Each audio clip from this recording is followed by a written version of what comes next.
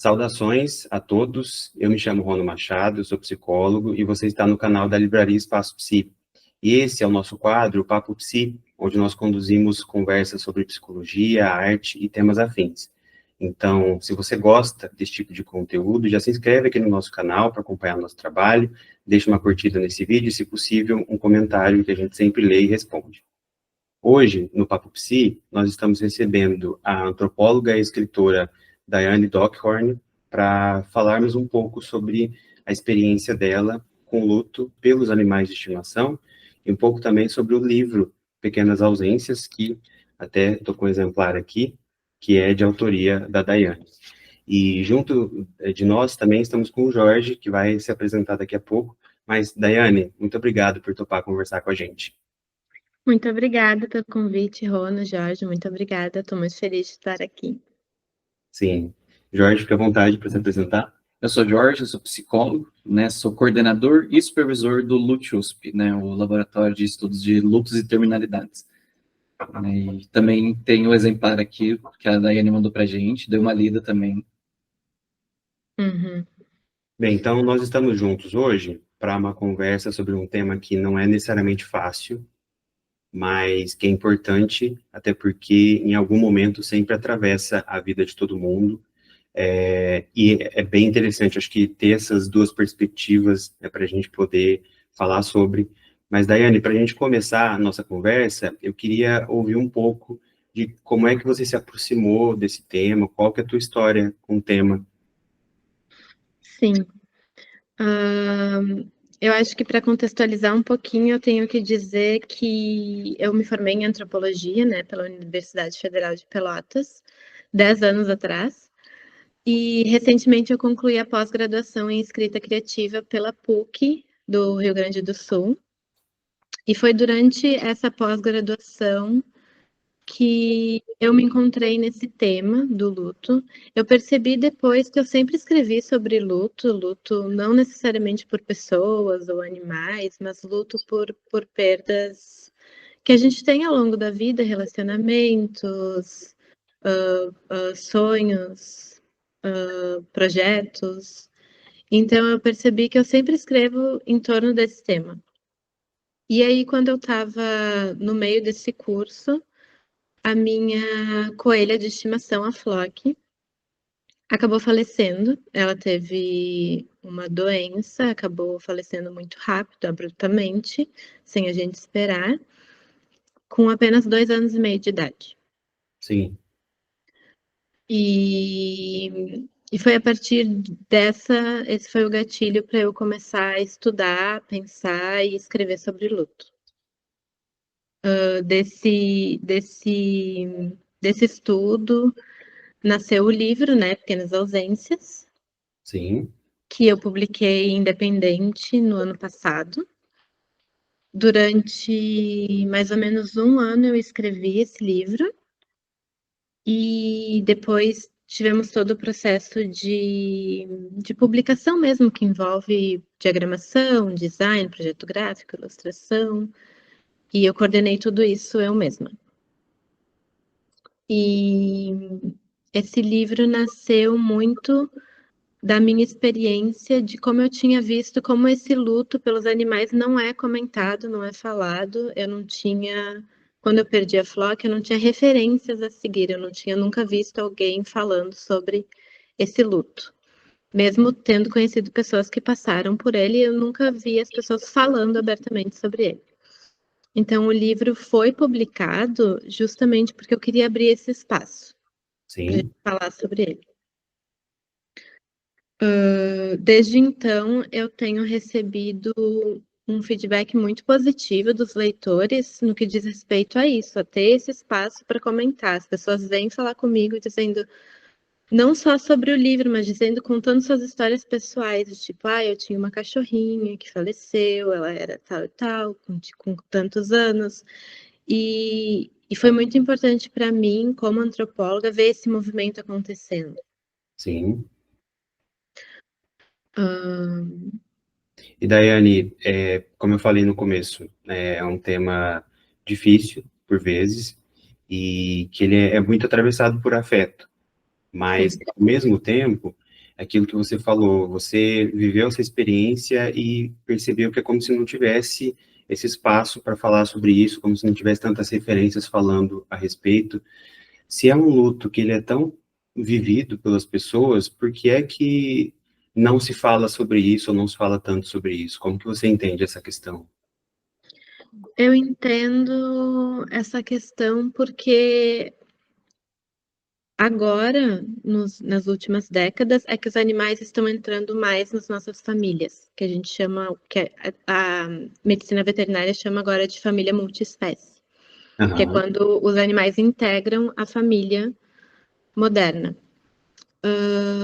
Então, eu entendo que esse movimento é muito recente e que, então, nós estamos começando. Somos pioneiros, nós, psicólogos, médicos veterinários, antropólogos, em estudar esse movimento do luto por esses animais que estão sendo parte da nossa família. Não é sim, que não existe luto por animal antes, é claro que existe. O ser humano sempre teve muito contato com animais, né? Mas agora é um luto diferente porque ele é um vínculo muito estreito que a gente cria. A gente tem os animais na rotina, eles fazem parte da nossa rotina. A gente está com um trabalho muito centrado em casa, às vezes, em questão de home office. A gente passa o dia todo com os animais. Então, e a questão dele ser invisibilizado ainda é porque eu acho que realmente é um tema muito novo. Existem poucas pesquisas, eu busquei, né, durante o meu processo de escrita, pesquisas tanto na área da antropologia, como da medicina veterinária, como da psicologia.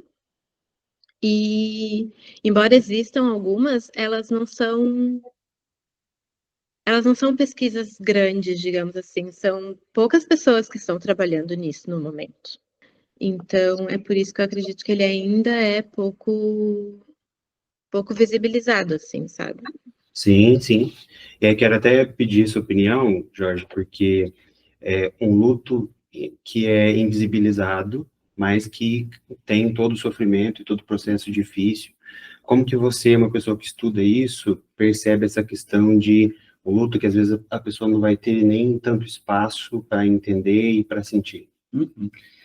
A gente tem um termo que a gente fala que é luto não reconhecido ou luto não autorizado, né, o termo, que ele foi feito lá na década de 90, mais ou menos, pelo DOCA, né, e aí ele fez uma lista dos lutos que socialmente a gente não reconhecia, né, na época ainda não tinha o luto pelos pets, né, mas hoje a gente entende como um luto não reconhecido ou não autorizado, né, e isso gera diversas repercussões, né, você não ter nome porque você está sentindo, às vezes você não tem o apoio social, porque se as pessoas não reconhecem aquilo como um luto, uma dor, você não gera o acolhimento social em volta, Sim, né? Então, acho que por isso mesmo que a publicação da Daiane chama tanta atenção das pessoas que passaram por isso, né? Que você vai formando uma comunidade, de certa forma, que pode falar, né? Porque a gente pode pensar assim, se a gente vincula, né, a gente luta pelo que a gente está vinculado, né? E aí pode ser um pet, pode ser um trabalho, pode ser amigos, né? Que também entram como lutos não reconhecidos. sim, sim. Eu fico pensando numa questão prática disso que a gente está conversando, por exemplo, se falece uma pessoa da família, e você precisa faltar ao trabalho por conta disso, Uhum. existe ali uma possibilidade. Agora, se for por um pet, talvez já não seja algo tão Uhum. autorizado, tão possível, né? Então, e isso que você falou, acho que é muito importante, de conseguir dar nome para esse Sim. sofrimento, porque, às vezes, por não ter essa noção, a própria pessoa ela não vai conseguir dimensionar o próprio sofrimento para entender que ela está passando por um processo de luto e os cuidados que isso envolve também. Sim. Tem É paciente verdade. é, ele se surpreende quando a gente fala que ele está passando por um luto, né? Que assim, sei lá, terminou o relacionamento, tá muito triste, a gente fala, é um luto, né? E a pessoa fala, nossa, é mesmo, né? E eu acho que pela perda de pet é meio assim, Sim, né? Às vezes a pessoa não sente nem autorizada a falar que tá lutando pelo gato, pelo coelho, pelo cachorro que perdeu, né? Mas a gente forma vínculos muito estreitos com esses animais, né? Igual a Daiane falou, né? Eles estão dentro de casa e às vezes é o nosso ponto de apoio em alguns momentos, né? E quando sim. eles partem, a gente fica desamparado, de certa forma. Com Uhum. certeza, eu acho que falta muito apoio social. E tem uma pesquisa de uma psicóloga chamada Márcia Vieira, não sei se vocês conhecem, mas que fala exatamente isso. O luto pelo animal não é socialmente apoiado como outros lutos, como o luto por uma pessoa, por exemplo, mas podemos já comprovar que eles são similares, embora não iguais, eles são similares, porque é o mesmo grau de sofrimento, assim, e de ter que rearranjar a vida em volta desse luto. Mas frequentemente a perda do animal é representada como menos importante Sim, do que o luto por um familiar. Então, mesmo quando as pessoas, até tutores que perdem, como vocês falaram agora, não conseguem dimensionar essa perda, não conseguem colocar a mão no que está sentindo, assim, colocar o dedo no que está sentindo, porque realmente não é discutido. Então, com o livro, eu sinto que aconteceu muito isso, esse movimento da pessoa poder se dar conta, poder viver esse luto, poder viver as ausências, poder se permitir, né, passar por isso de uma forma sensível, de uma forma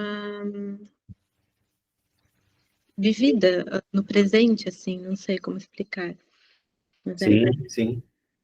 E aí, ouvindo vocês, eu penso que quando você fala sobre as pequenas ausências, a gente está falando de pequeno, às vezes, pensando no tamanho do animal, né? Mas o Uhum, espaço que tem na vida daquela pessoa, às vezes a pessoa tem mais contato com o pet do que com outras pessoas da família, com amigos, até por conta do que você falou, né? Do home office, a vida de todo mundo está muito corrida, mas o pet, ele está ali como aquele companheiro que está sempre junto, que está acompanhando todas as transições da vida. Então, é uma grande ausência, né? E eu queria perguntar para você, Daiane, a respeito do teu processo de escrita, porque é você escrever sobre algo que, de alguma forma, também te atravessou, também mexeu contigo, né? Como que é esse processo de você ter que escrever sobre algo que também toca numa dor sua, de alguma forma? Foi bastante difícil trabalhar nesse texto. Eu trabalhei nele durante 1 ano e considerando que é um livro muito pequeno, são poucas palavras, né, eu trabalhei 1 ano nele, o que eu considero bastante, porque justamente tinha muita emoção envolvida. Então tinha dias que eu não conseguia trabalhar, tinha dias que eu conseguia, mas foi um processo muito emotivo, e é por isso que eu acredito que ele emociona tanto as pessoas também, porque foi muito emotivo para mim, para escrever, é Sim, claro. Eu comecei a escrever desde o primeiro dia do falecimento da Flock até 1 ano depois. Então, e depois polir esse texto também era muito dolorido, não era só escrever que era dolorido, polir o texto também era muito dolorido. Então, tinha horas que eu não conseguia e tinha horas que eu conseguia, por isso ele demorou bastante tempo, mesmo sendo um texto pequeno. E eu gosto de ressaltar que ele é pequeno propositalmente, porque para não ficar cansativo o tema, não ficar repetitivo, porque às vezes os sentimentos se repetem, né, ao longo no primeiro mês, no último mês, às vezes eu sinto a mesma coisa e eu não queria que se tornasse repetitivo. E também porque cada palavra que está no texto, ela tem razão de estar ali, ou seja, é como se fosse uma poesia em que cada palavra eu tenho que escolher muito bem para dar o significado e o impacto que eu quero causar. sim, Então, como escritora, foi bem desafiador, tanto pela parte emocional como pela parte do ofício mesmo, assim, das palavras. Hum, e o que me faz sentir que eu consegui atingir, assim, o que eu queria é justamente o retorno dos leitores. sim. Eu posso fazer uma pergunta? Claro, fica à vontade. Desde Claro. o início, Daiane, você pensou em fazer em formato de carta ou teve algum outro formato? Que eu achei um formato interessante esse como se fosse uma carta, né? Uhum. Não, sempre foi carta porque no dia do falecimento da Flock, uma amiga minha me disse, eu ainda não tinha ido ver ela no hospital veterinário, porque ela faleceu no hospital, e ela disse, escreve uma carta para ela e lê lá para ela naquele momento da despedida. E eu escrevi no banco do táxi, assim, no caminho, e no dia seguinte eu senti que eu precisava continuar escrevendo, porque eu ainda tinha muita coisa para dizer.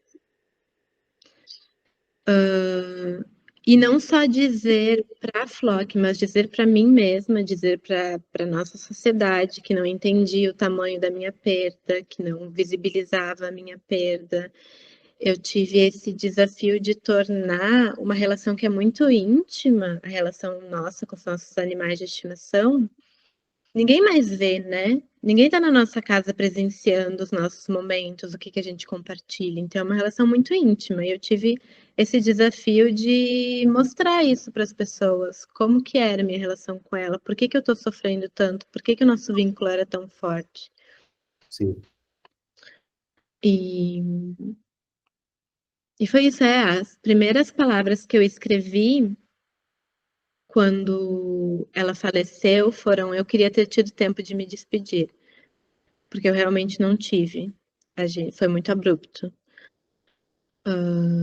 E daí eu faço um paralelo também com um livro que eu vou recomendar, que vocês devem ter lido, que é O Ano do Pensamento Mágico, que fala sobre luto, da Joan Didion, que é sobre luto também. Que as primeiras palavras que ela escreveu, ela é escritora, né?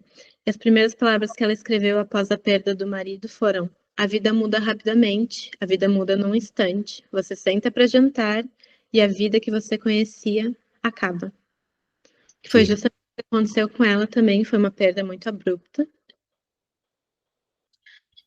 E eu gostei de fazer esse paralelo porque nos dá chão, nos dá um senso de não estamos sozinhos, não é só com a gente que acontece isso. Isso é muito importante no momento do sofrimento, saber que estamos acompanhados, que não somos os únicos passando por isso. Mesmo que às vezes sinta que ninguém entende o que a gente está sentindo, mas saber o quadro maior de que é uma experiência universal, de que é uma experiência humana, ajuda muito. Sim. E eu fico pensando, né, nesse formato de carta aproxima tanta gente, né, do que você vivenciou, porque escrever carta é uma técnica realmente que existe, que às vezes a gente incentiva a pessoa que perdeu a fazer, né, que eu acho que a carta permite um espaço emocional, dar uma continuidade naquele vínculo, né, e tentar vivenciar o que não se pôde, né, como uma despedida, né, que é importante também, né, tá às vezes do lado, né, ou tá lá no momento, né, e eu acho que aproxima o leitor, ler suas cartas, né, que ao mesmo tempo que é para ela, parece que é para a gente também que está lendo, né, e é para você também, né, você falou também, né, eu escrevia para mim também, né, eu achei muito interessante nesse formato. Sim, a carta é muito íntima, né? É um formato muito íntimo, muito pessoal, que talvez contenha coisas que tu não falaria se não fosse por uma carta, né? Então, teve uma escolha, não foi uma escolha consciente, mas depois ela foi consciente no sentido, quando eu fui editar o livro, eu pensei, vai ficar como carta? Eu pensei, sim, vai ficar como carta, e eu quero que seja dividido pelos dias, porque eu quero que o leitor acompanhe esse processo. Sim. Daiane, realmente é uma experiência muito íntima e eu fico pensando que deve ter sido bastante desafiador mesmo, mas uma coisa que eu me perguntei é se em algum momento, né, então você recebeu essa atenção das pessoas que te narravam também os próprios relatos das experiências que tiveram, em algum momento você percebeu alguém indo mais por um caminho de julgamento ou estigma em relação ao tema? Sim, algumas pessoas, mas foram casos isolados e raros. Que bom, inclusive. Porque, sim, que bom, mas Sim, é muito comum quem perde um animal de estimação escutar assim, pega outro, bota outro no lugar. Isso é super comum, isso todo mundo vai dizer, eu escutei isso da minha família. E mesmo que a gente pegue outro, que eu não gosto dessa frase de pegar um animal, mesmo que a gente adote outro, vai ser no nosso tempo, vai ser no tempo que a gente quiser, se a gente quiser, e também não vai ser a mesma coisa, porque é um vínculo totalmente diferente, cada vínculo é único. Eu adotei dois filhotinhos de coelho ano passado, e meu vínculo com eles é totalmente diferente. Em nenhum momento eles estão substituindo a Flock ou qualquer outra coisa assim. Mas sim, acontece de ter julgamento, de ter pessoas pensando que eu estou exagerando.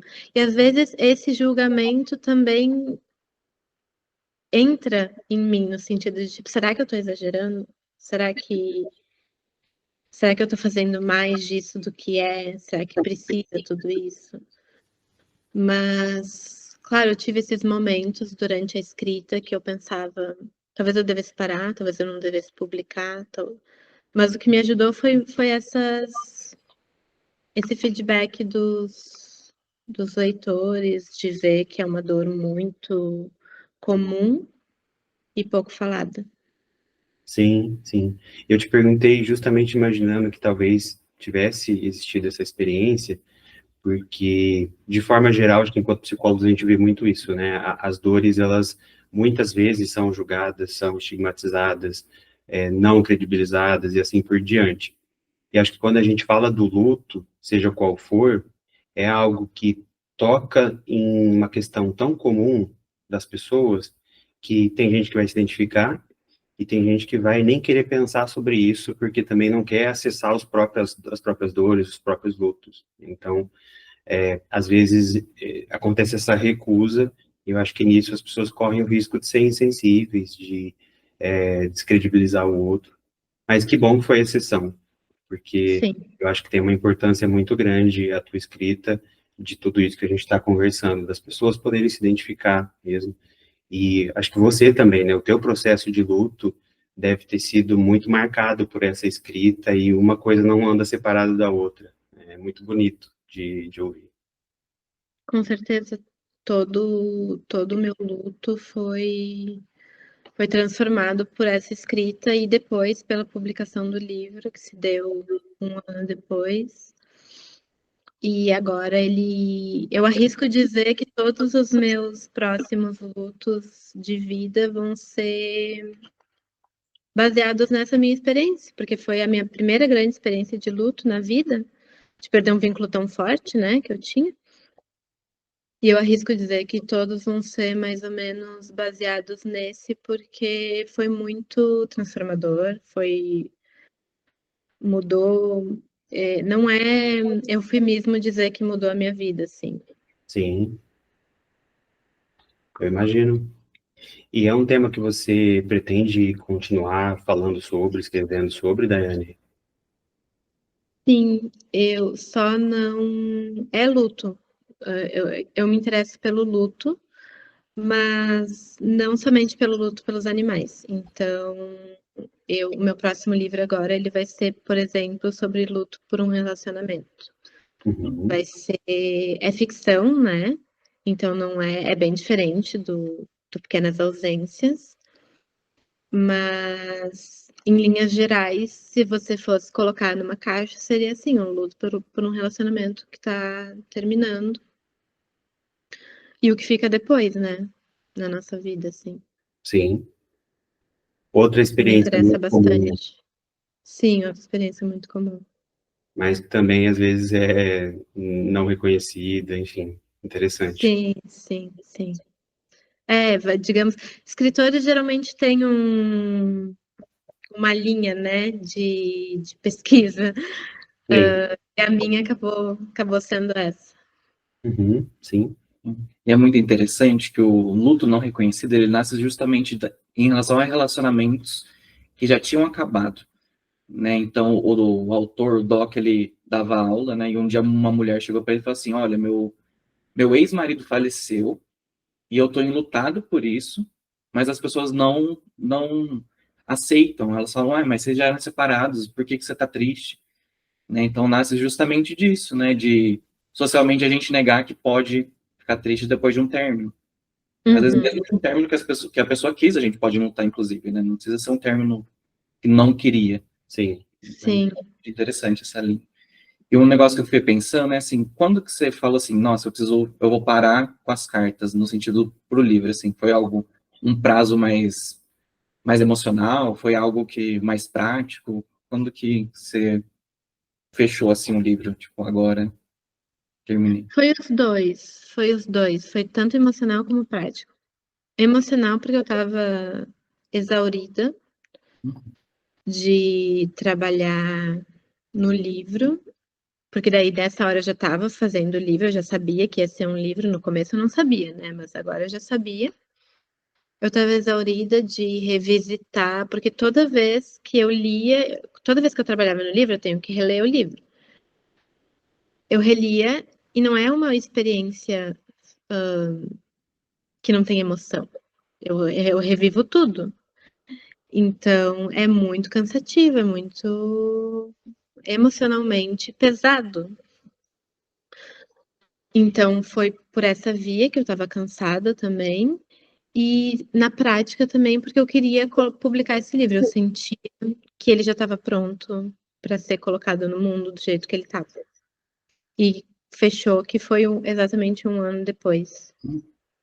Então, eu senti que meio que fechou um ciclo, assim. Eu comecei a escrever logo que ela faleceu, deu um ano. Eu cansei do processo da publicação, assim, da escrita do livro, da edição, e senti que ele estava pronto. E Uhum. daí foi assim, foi tanto prático como emocional, porque foi bastante cansativo trabalhar nessas cartas, colocá-las em ordem, teve todo um processo manual, de imprimir tudo e ver o que vai na ordem e tal, porque além de antropóloga, eu sou escritora, então eu também pensei na forma, eu pensei em como que eu posso deixar essa história mais fluida possível para o leitor, mais identificável, e todos esses aspectos estilísticos de linguagem. Eu queria que fosse um livro de linguagem acessível, mas ao mesmo tempo carregado de sentimento. Então teve todo esse cuidado na feitura do livro. Sim. E bem, eu entendo, Daiane, que essa escrita te colocou em contato com muitas pessoas que viveram experiências similares, né? E a gente Sim. fala um pouco sobre a importância disso, inclusive. Eu penso que é uma dor que, por muitas vezes, as pessoas elas vão se deparar com alguém que dizem o que ela tem que fazer. Uhum. Aquilo que você falou, por exemplo, né, de pega outro, como se os vínculos fossem substitutíveis assim, e como se fosse um mero objeto também, né, que é uma distorção bastante problemática do que é o vínculo com o pet. Mas indo para um outro campo, assim, não do que as pessoas devem fazer, mas de reflexões possíveis, que mensagem você gostaria de deixar para as pessoas que viveram esse tipo de experiência, Daiane? Eu, eu acho que o livro ele deixa uma mensagem muito significativa de que o luto, embora seja muito doído, sofrido e mude a sua vida de cabeça para baixo, ele é encarável. Tipo, a gente sobrevive, a gente descobre novas maneiras de viver sem aquele animal, sem aquela pessoa, sem aquele relacionamento. Então essa é a principal mensagem que eu acho que eu gostaria de deixar, é uma mensagem de esperança, assim, de que, tipo, mesmo no momento mais escuro do teu processo de luto, saber que há uma luz no fim do túnel, assim, sabe? Há Sim, uma luz no fim do túnel. O que é bem difícil para mim. Era muito difícil para mim encarar isso, porque eu sou uma pessoa que posso me dizer pessimista. Eu nunca fui boa em ver o lado bom das coisas, digamos assim. Uhum. Então, é surpreendente para mim que a minha mensagem seja essa. Sim, Então, vindo de mim, eu digo, significa bastante vindo de mim, porque, né, eu nunca fui dada essa. Mas é interessante isso que tu falou, de que, tipo, as pessoas se apressam muito a dizer o que tu tem que fazer no momento do luto. E quando eu fui pesquisar, logo nas primeiras semanas, eu queria ler livros sobre isso, porque eu sempre fui de ler, né, de pesquisar. A pesquisadora em mim foi procurar. E os livros que tem disponíveis são muito manuais, tipo como superar o seu luto em 7 passos, como o luto funciona no cérebro e coisa assim. E eu não estou desmerecendo ou tirando o valor desses livros, eles têm espaço e eles têm razão de ser. Mas no momento mais dolorido, o que tu precisa é saber que tem outra pessoa passando por uma experiência similar e que tá tudo bem no sentido de tipo, vai acabar tudo bem, vai ficar tudo bem. sim, Entende? Que não é o fim do mundo como conhecemos, como você o conhece, mas vai ficar tudo bem no final, porque o mundo não vai acabar. Coisas assim. sim. Eu entendo que é uma dor tão intensa que às vezes as pessoas querem uma fórmula rápida até para anestesiar isso. E a sua mensagem de esperança, apesar do olhar pessimista que normalmente tem, eu acho que diz muito nesse sentido, assim, de é possível mesmo, mas eu fico pensando o quanto que é também importante entender que essa lacuna, ela fica. Então, não é A uma falta que ausência? deixa de existir, né? Então, a Com gente vai certeza. adaptando o mundo para conseguir suportar essa saudade, essa falta, mas não é como se a gente pudesse ejetar da mente, né? Fica lá, tem seu lugar, vai ser atribuído de sentido, mas fica ali na tua história, naquilo que faz parte de você, né? Você enxerga dessa forma também, Jorge? Sim, tem uma amiga que costuma falar que a nossa vida é um quebra-cabeça, né? E aí, na hora de montar, tem essas ausências que elas vão ficar marcadas para sempre, assim, não tem uma pecinha que vai tampar ali aquela falta, né? E é interessante que a falta se faz presente, né? No livro você fala, né?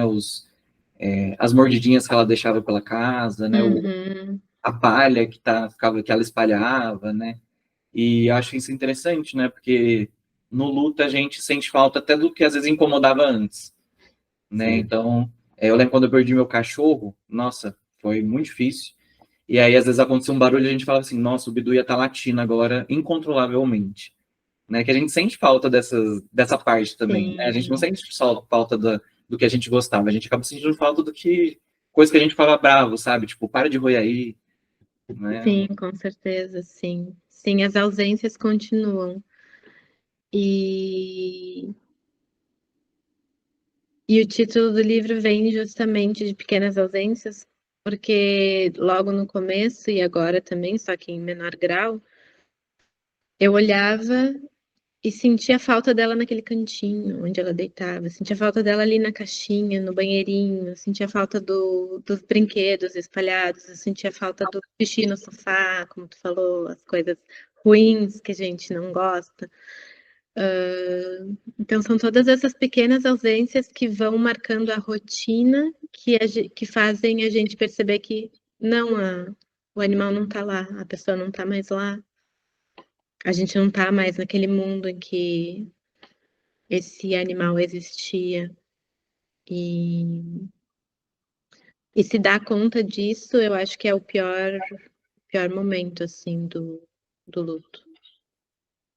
Eu penso o luto como muito esse processo de inserir na nossa história essa perda, né? Assim, é aquele processo de, quando eu vou contar uma história, vai estar inserida ali, né? Igual você falou, não dá para ejetar para fora, Sim, né? Senão eu não elaboro. Eu acho que a elaboração é isso que você está trazendo também, né? De assim, você foi escrevendo, estava muito difícil, e aí você foi, e hoje em dia você consegue contar isso dentro da sua história de vida, né? Sim. E eu acho que integrar isso à nossa vida é o processo de luto, né? Que não necessariamente Isso, termina, né? Porque, igual você falou, quando a gente vê outra perda, a gente vai revivenciar a anterior, né? Então, eu sempre penso que o luto é um processo sempre em elaboração, né? Ele não tem uma sim, finalidade, tipo, nossa, no dia tal acabou, não tô mais enlutado, não vai mais voltar.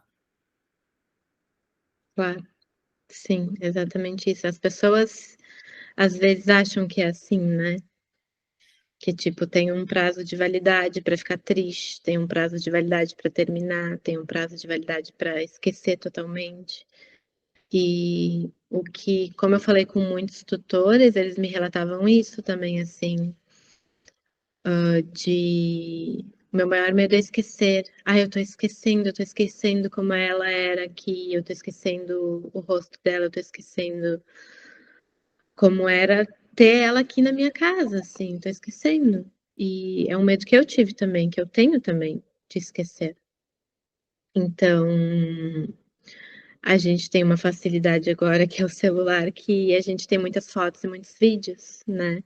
Então, nos primeiros momentos eu ficava, assim, incessantemente vendo fotos e vídeos dela, tentando trazê-la de volta, tentando voltar no tempo e tentar mudar as coisas, tentar mudar o final das coisas, só que sem sucesso. E, por outro lado, tem outras pessoas que não querem nem ver as fotos, que não podem nem ver as fotos. Então, cada um tem um processo muito único, muito diferente. Daiane, e aproveitando a deixa, conta pra gente um pouco da sua história com a sua coelhinha. Sim, então é bem engraçado como começou. Eu sou casada, né? E na pandemia, o meu marido disse: Eu quero um coelho. Do nada, assim. E eu fiquei com a pulga atrás da orelha, tipo, de onde ele tirou isso? E daí ele começou a pesquisar, ele começou a pesquisar mesmo, assim, como é ter um coelho de estimação. Cuidados que você tem que ter e coisas assim, que não vivem em gaiolas, né? A gente nunca pretendeu deixar em gaiolas. E, e ele ficou martelando isso tanto na minha cabeça que até o momento que eu disse sim, porque não era a minha intenção ter um animalzinho de estimação.